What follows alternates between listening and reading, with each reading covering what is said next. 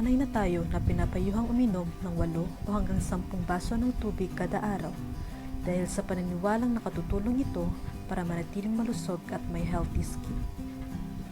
Pero tulad ng sinasabi nila, lahat ng sobra ay nakasasama. Alam niyo ba na ang sobrang pag-inom ng tubig ay may masamang epekto rin? Narito ang ilan sa magiging epekto ng sobrang pag-inom ng tubig. Una, palaging naiihi. Ang madalas na pag-ihi ay hindi komportable at medyo hassle, bagamat maraming rason kung ba't nangyayari ito. Ang numero unang sanhi nito ay ang sobrang pag-inom ng tubig. Ayon kay Dr. Sanjita Mahajan, kapag higit sa 7 beses umiihi ang individual kada araw, dapat magbawas ng iniinom na tubig at obserbahan kung may pagbabago. At kapag palaging pumabangon sa gabi para umihi, dapat bawasan na rin ang kinokonsumong tubig bago matulog. Pangalawa, walang kulay ang ihi. Sabi ng mga eksperto, ang dark yellow na ihi ay hindi magandang senyales, gayon din ang colorless na ihi. Dapat umanong light yellow ang kulay ng ihi at ayon sa UC San Diego Health, ang colorless na ihi ay senyales ng sobrang pag-inom ng tubig at nadadilute ang mga crucial electrolytes. Pangatlo, sobrang pagod.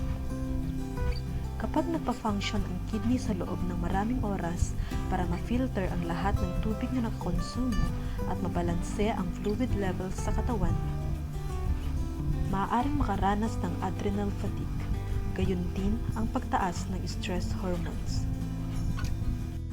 Pang-apat, pamamaga ng mga kamay at paa.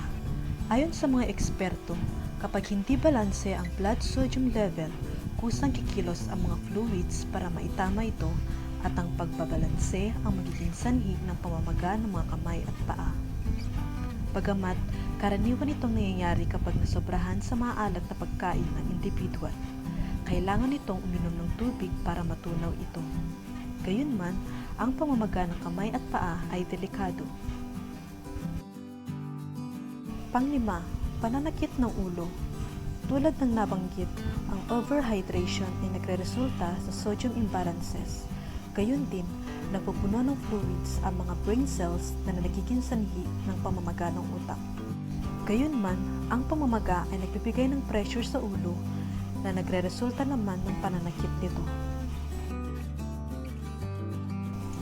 Nariyan ang mga bagong rason para maniwala na lahat ng sobra ay nakasasama. Walang problema kung ayaw niyong ma-dehydrate. Pero make sure na hindi kayo sosobra sa inirerekomendang dami ng water intake kada araw upang hindi maranasan ang mga nabanggit kanina.